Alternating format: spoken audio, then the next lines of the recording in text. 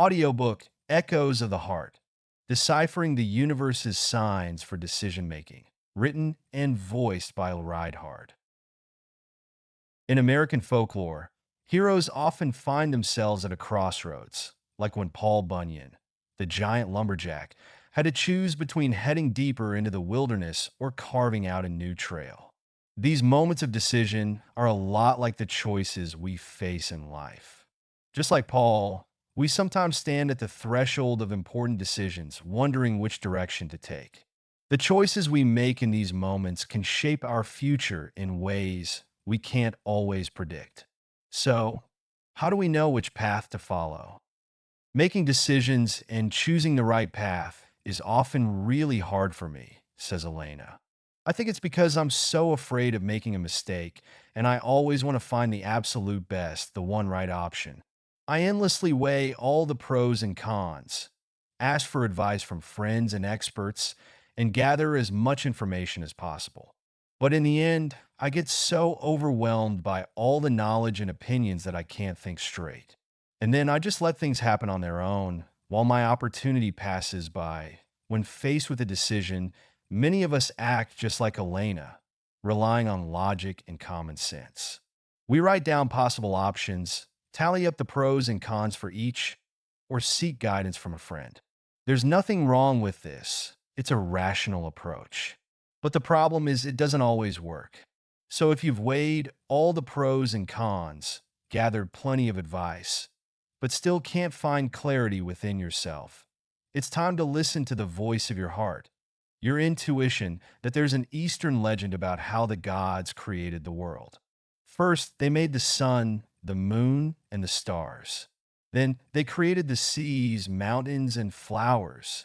Next, they made humans. And finally, they created truth. Once they had made truth, the gods wondered where they should hide it so that humans wouldn't find it too easily. They wanted people to work hard before discovering the truth. Let's hide it on the highest mountain peak, suggested one. Or on the farthest star, said another. How about in the depths of the ocean? On the dark side of the moon, added the third and fourth. Finally, the oldest and wisest of the gods spoke. No, we will hide it in the human heart. That way, they will search for the truth across the entire universe, never realizing that they've carried it within themselves all along. The cunning gods were not mistaken. Sometimes we're eager to seek advice from anyone but ourselves. Yet, our best and most reliable advisor is our own intuition. But how do we learn to hear its voice? Let's start with something simple: your body's intuition, which can sometimes be a better guide than logic and reason. Imagine you need to choose between two options. Sit up straight, take a few deep breaths, and focus. Formulate your question clearly, like whether to go on a date or whether to switch to a new job. Now, picture your hands as the pans of a balance scale. Place them at the same level, palms up. Mentally place one option on one hand and the other option on the other hand. Close your eyes. Focus on your dilemma. Imagine what would happen if you chose one option, and then imagine the other. Try to mentally weigh both scenarios and their consequences. Now, open your eyes. Which hand feels heavier? This could be a clue to the decision you're inclined to make deep down. When we make a decision, we may experience either a surge of energy or a drop in it. Suppose you've already made your choice. What do you feel? A boost of energy? Or, on the contrary, a heaviness in your heart? Has your mood improved? Pay attention to these feelings. Usually, when moving in the right direction, a person feels relief, as if a weight has been lifted from their shoulders, and experiences a surge of energy. Moreover, when we're on the right path, the world around us often becomes an ally and begins to help us. Complex problems find simple solutions. The right people show up, and all doors seem to open as if fate is giving us the green light. If you experience this, you're in the flow. Take advantage of it, but the opposite can happen too.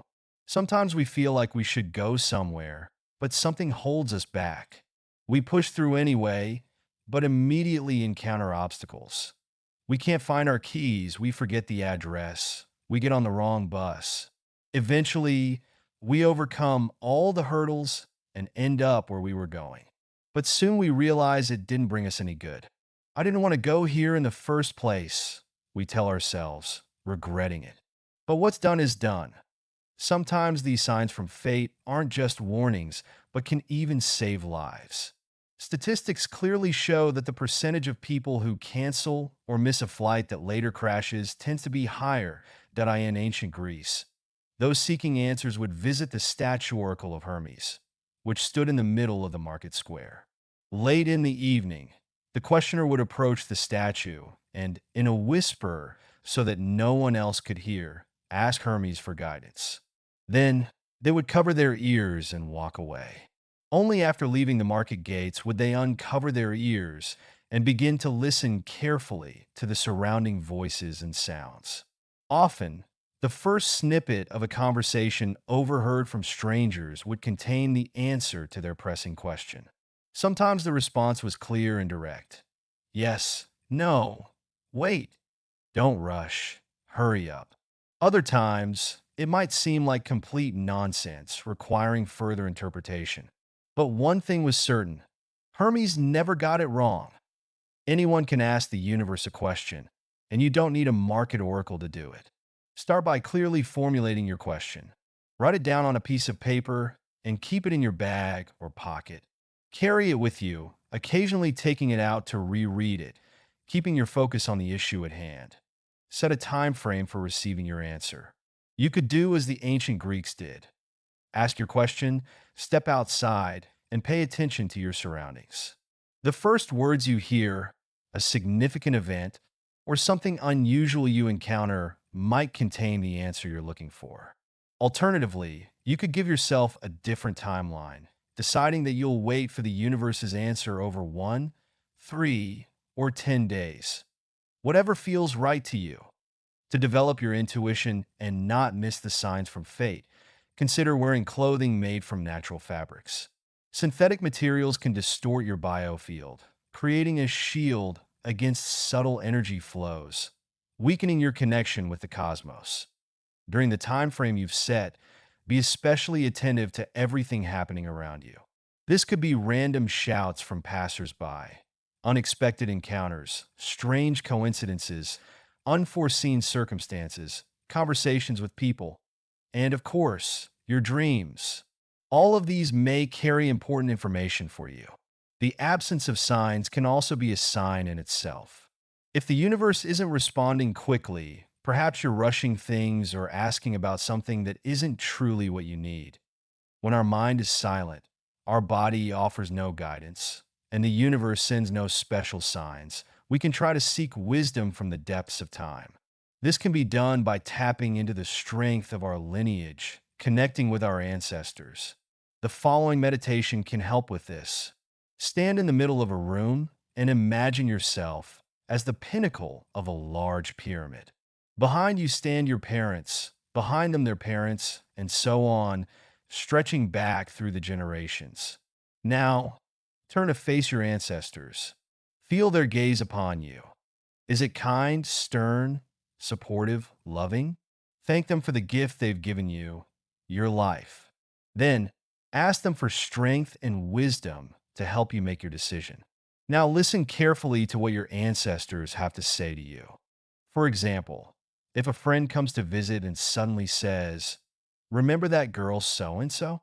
Well, if you don't remember, that's fine, but her husband left her. This is the first signal, and it's worth being cautious. Why did she tell you this? The same friend might later say, "Remember that Lugia, Valia, Nastia we studied with years ago at university?" "Yes, of course, I remember," you reply. Her husband left her. The friend says conspiratorially. This is the second stage of the signal. It starts to come closer, hitting the same target over and over. And that target is your life. In the third stage of the signal, the same friend comes to you and says, "My husband left me." Your first reaction is shock and sympathy for your friend. Your compassion flows strongly, and ignoring the situation becomes impossible. You imagine yourself in her place and mentally play out the scenario. You visualize how it might happen, what your husband might say, and what you might say. You might even imagine the sympathy of relatives and friends, the gloating or pity of acquaintances, and the tears of children. And there you are, as they say, caught in the act. You were warned, but you didn't react as you should have. As a result, the negative climax occurs. The situation touches your personal space, and your husband leaves the family. There were three signals before this event, and all of them, as it turned out, were warning you of danger, that if you start experiencing a series of similar situations in a short span of time, it's likely not a coincidence. For example, if you encounter multiple issues at work within a week and have to write explanations for unrelated problems, or if your car breaks down several times with each breakdown unrelated to the others, these are probably signs from the wise cosmos warning you of impending danger. If instead of drawing the right conclusion from these signs, you begin to get angry, upset, or create a drama, the universe might intensify the way it communicates these warnings to you. Unfortunately, it's not only important to interpret signs of fate, but also to ward them off. A strong emotional reaction to a divine hint can actually attract negative situations to you much faster. Remember the example of the woman whose husband left her? Unconscious sympathy, putting yourself in her place, taking the situation to heart, and the wheel of fortune starts spinning much faster than it might have otherwise. Negative energy begins to build up. You drew it to yourself, and naturally, you end up experiencing similar events. You respond to the universe with your emotions, and those who inhabit the subtle worlds interpret your intense feelings as a signal to proceed. Remember, those who serve higher powers don't see signs as positive or negative. They view all events, both negative and positive, only from the perspective of the necessary experiences the soul needs to gain to ward off a negative signal. There has long been a powerful incantation, Veda Oft. This sacred Vedic phrase is used to deflect any misfortune or danger.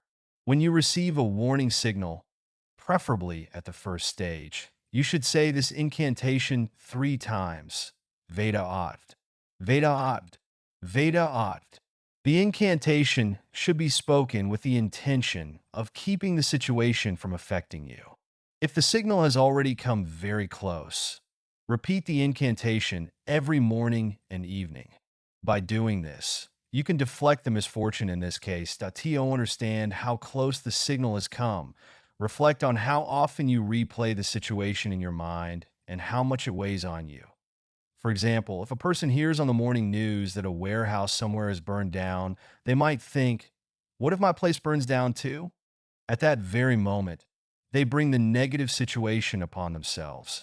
If they don't stop thinking about it, and signals will continue, they'll see a fire, then something will burn for someone they know, and then a close friend will have a fire.